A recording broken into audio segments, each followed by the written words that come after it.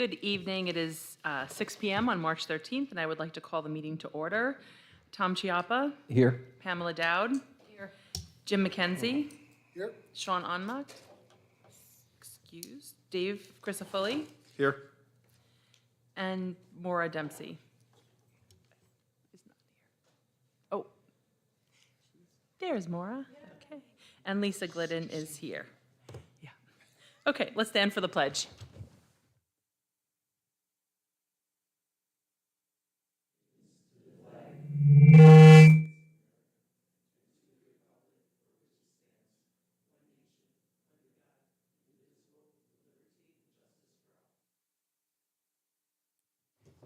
Okay, we had nobody sign up for floor to the public tonight. Items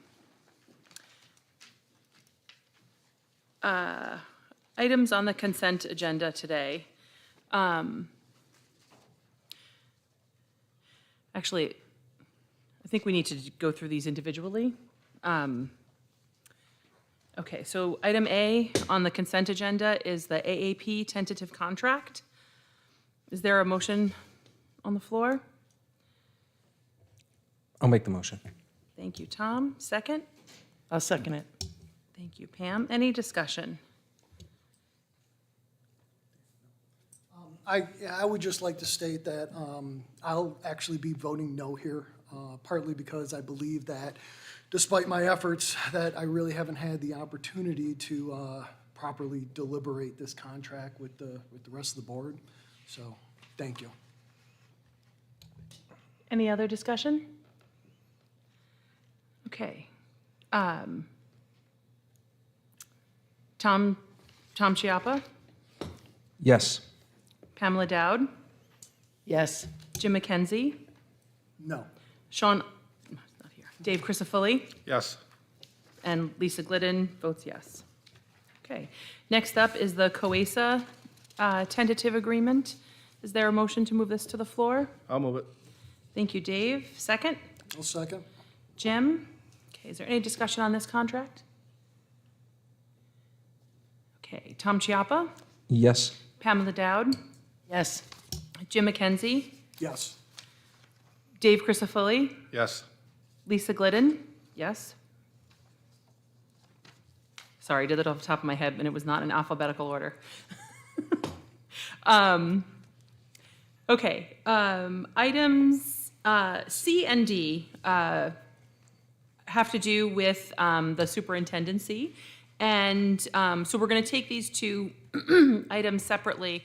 And I did also want to, we're going to spend a little bit of time, Tom and I have been doing a little bit of research, and we've had discussions with the board about how to move forward with the superintendent search for the permanent position. So we do want to talk a little bit about, like, sort of let people know where we are with that this evening. So item C, resolution appointing acting superintendent, Amanda Caldwell, to, and approving the employment agreement. Is there a motion? I'll make the motion. Pam, second? I'll second. Thank you, Tom. Any discussion? Just a thank you to Amanda. Yes. Thank you.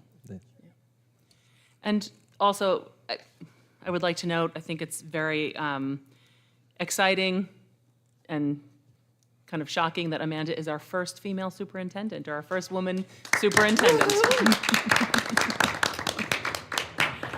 Okay, so we have the oath of office. Amanda, if you're ready to be. Oh, sorry. Right, we do have to vote on that. Let me see if I can do it in order this time. Tom Chiappa, Yes. Dave Crisafulli, Yes. Pamela Dowd, Yes. Jim McKenzie, Yes. Lisa Glidden, yes. Congratulations.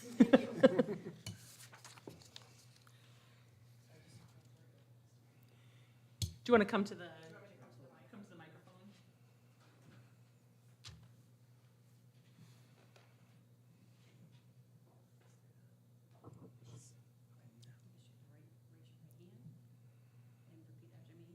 I, Amanda Caldwell, do solemnly swear or affirm that I will support the Constitution of the United States. I was gonna say.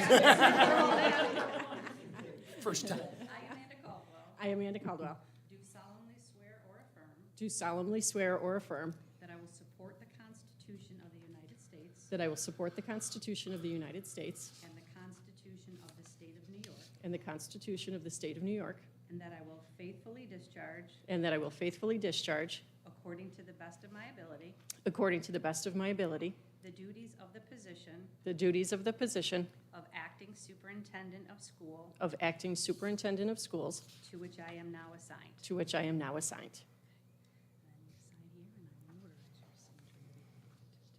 Yes, I will.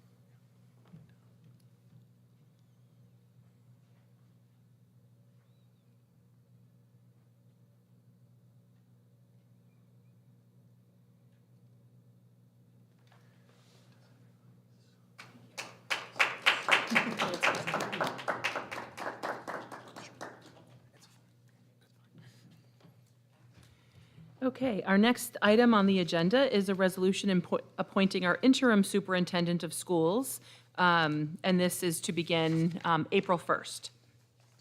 I'll move it. Oh, right, so, sorry, Jeff Gordon. And just to be clear, we had the discussion with him. There are several Jeff Gordons around.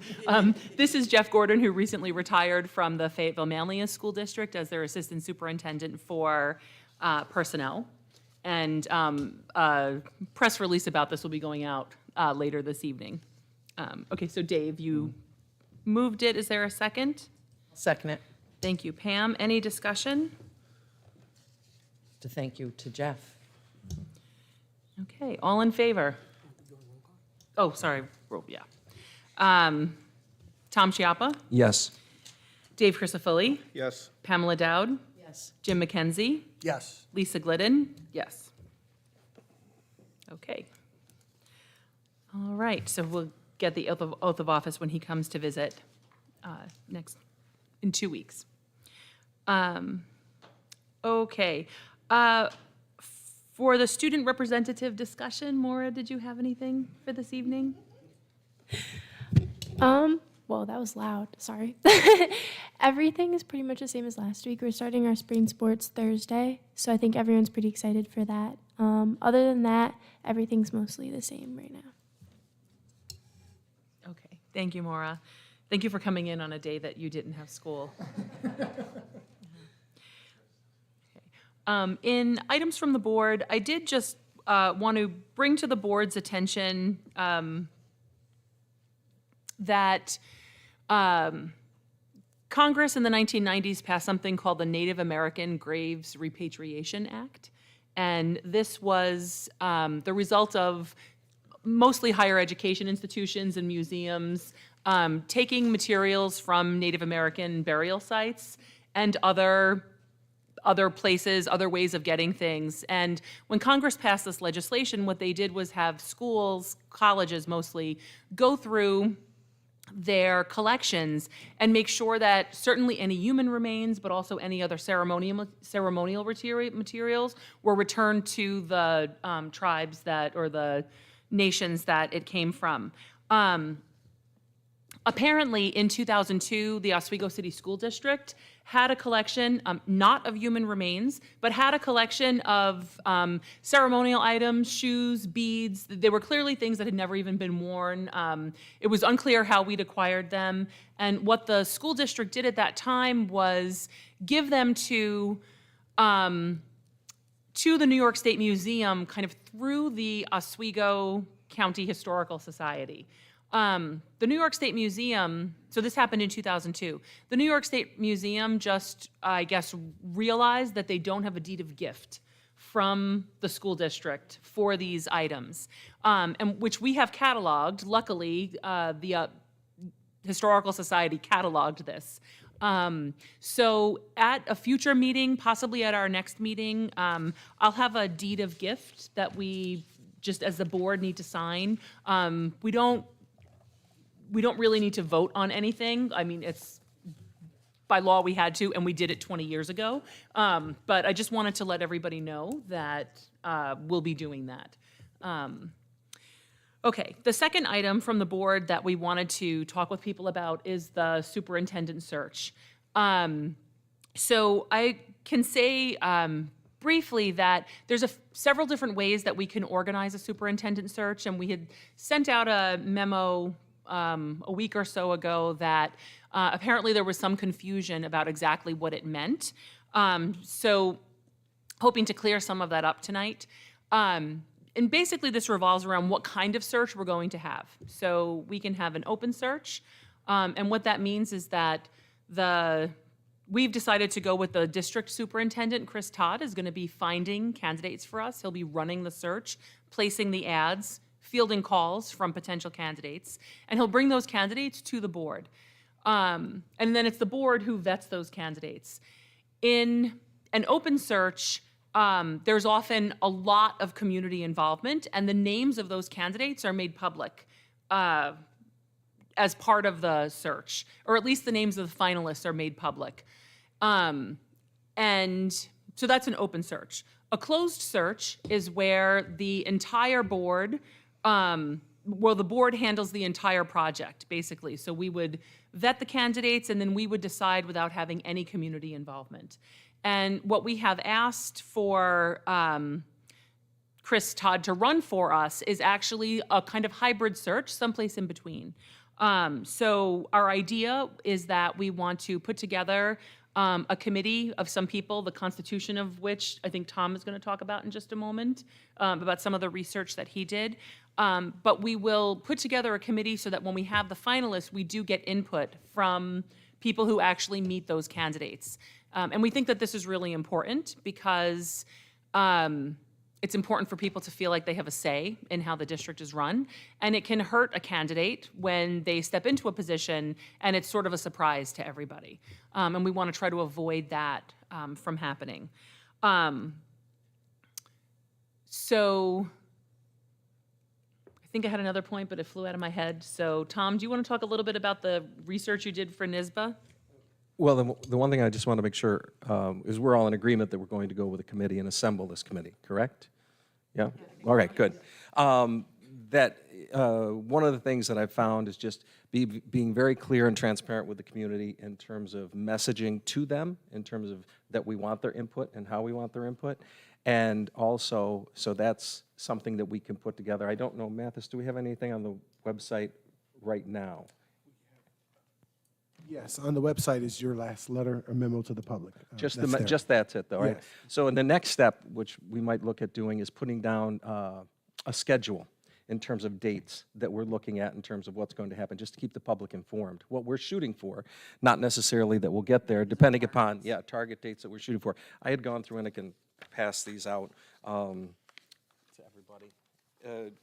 Basically looking, and you can see there is one right on the front. Is that it? Anyway, we'll share. Sorry.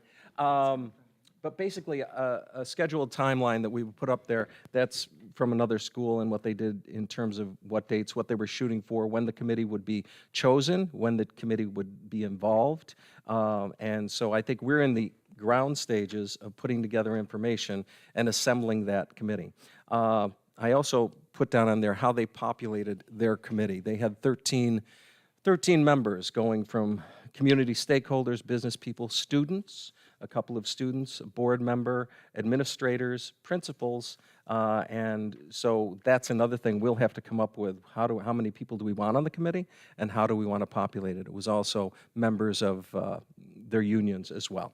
So that's what there's also guidelines in there into how we make sure that we're clear with the committee as to their role and what role we play in terms of the final determination and the advisory position of this committee. So those are just rough, some cut and paste things that I put in there.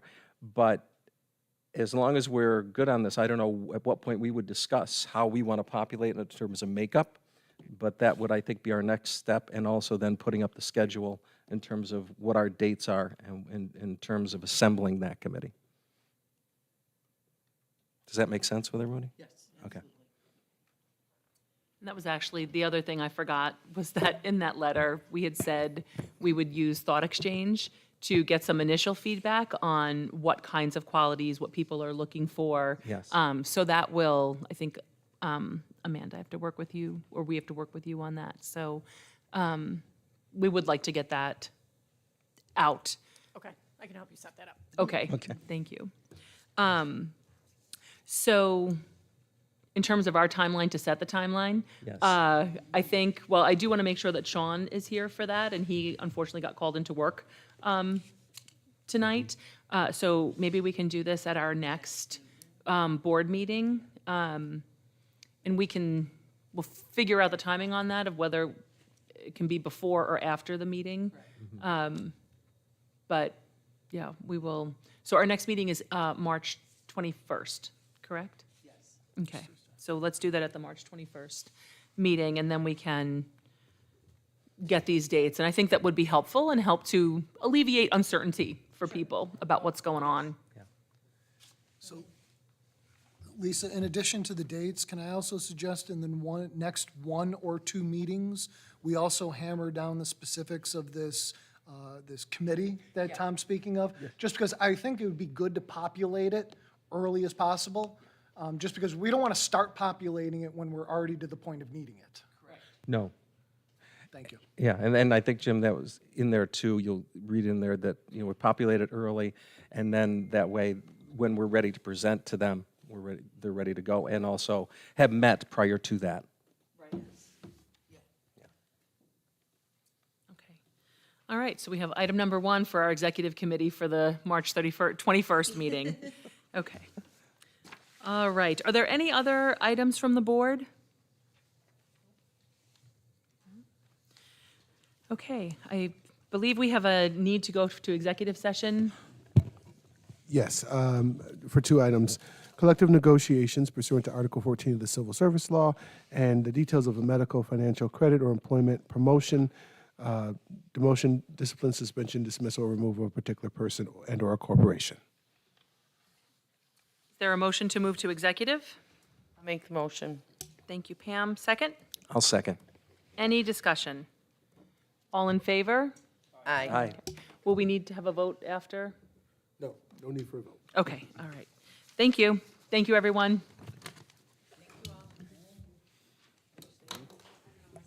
Yes.